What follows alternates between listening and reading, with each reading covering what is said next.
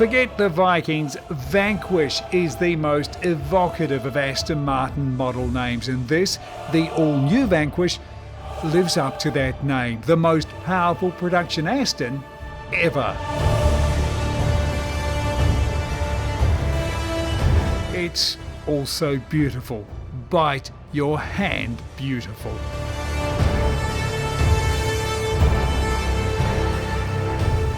So we've come to the most beautiful part of the most beautiful country in the world.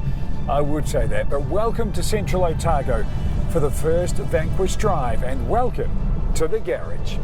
Subscribe to see the first drives of New Zealand's newest and best cars driven on New Zealand roads and New Zealand conditions.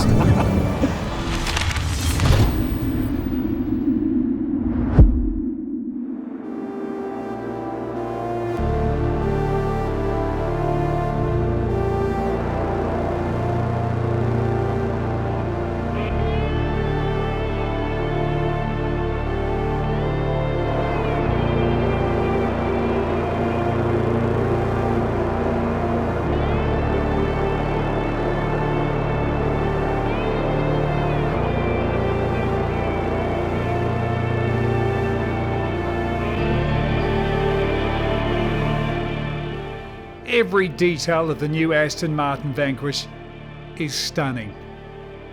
Every surface, every intake, every vent, every light, you get the gist. Every Vanquish has been stunning. This, though, really is next level.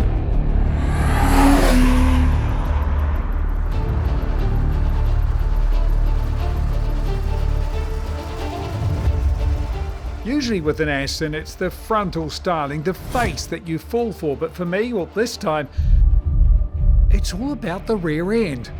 Can I say that? This, by the way, is a Kamm tail.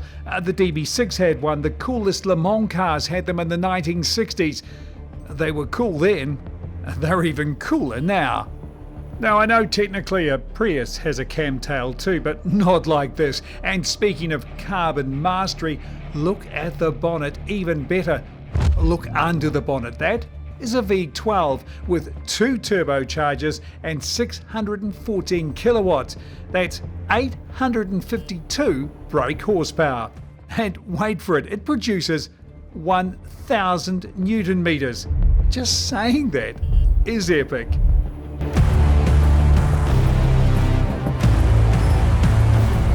They're all impressive numbers, crazily impressive numbers, but how's this one? 1,000 Newton meters. You can hear the V12? I wish you could feel this.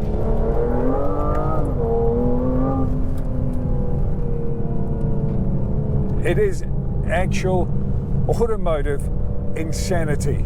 This car is beyond brutally quick. 1,000 Newton meters, that's awesome. And that's the thing. See, those numbers are outrageous, every single one of them. I mean, on paper, this doesn't just outdo every production Aston Martin, it makes most supercars seem weak. And it's not just how it goes, but how it sounds. This V12 isn't just turned up to 12.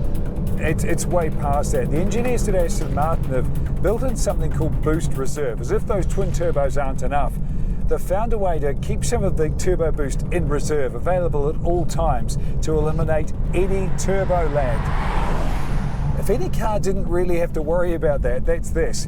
But the result is, at any stage you squeeze, it just goes. It feels naturally aspirated. The drive mode knob could be called the Jekyll and Hyde switch.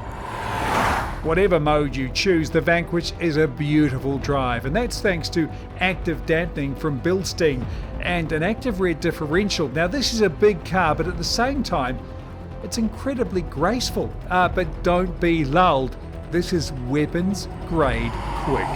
You know, I mentioned that drive control mode. It really is like Jekyll and Hyde. And not just being able to select wet mode or sport plus if you're feeling brave and the road is very, very dry. There's also traction control. There's 10 stages, and how I like to describe it is 9 stages and one madness selection. I'm quite happy to keep dialed well and truly, even on a dry road. This car is that incredibly fast. What a world-class drive. The road, the location, and most of all, the car. Yes, it is stupendously quick, and 99% of the time, this is the fastest car on the road. I'm not going to kid you, this car is violently quick. There's a couple of moments, I'm not going to show you them on camera, that I think the blood drained from my face. Even half throttle, it's hold on. I almost want to use wet mode in the drive selection to reduce the torque. But here's the thing, it is still a GT car. I'm in GT mode at the moment, and we're cruising at 80 k's an hour, a lake beside us. It can do GT. Just take it easy on the right foot. The cynics will point out that this was once a DB12, but that's like saying the Incredible Hulk was once Bruce Banner. The Vanquish is 8 centimetres wider and, wait for it, 16.5 centimetres longer than the DB12, and that added width and height is added to by the lowest stance. So it's plus on the outside and under the bonnet, but no more 2+2 seating. This Vanquish is strictly a 2-seater now. What you get is a hand-built, leather-wrapped work of the best automotive craftspersons. The next stop is the race-spec hypercar, so this is classic Aston Martin GT. And the lighter tones of this cockpit are a calming antidote to that ferocious V12, which sits just a metre in front of you. Maybe that's too why the Bowers & Wilkins audio system pumps out 4-figure wattage.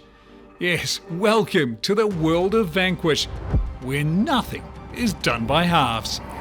The logical side of me says, Sean, you're not worthy to handle that much power. But I am. Well, I am doing it anyway. I am the Vanquisher. Sorry, Possum. This is not a Grand Tourer. It's not even a supercar. This is a Hyper GT, a 345 kilometre an hour Hyper GT.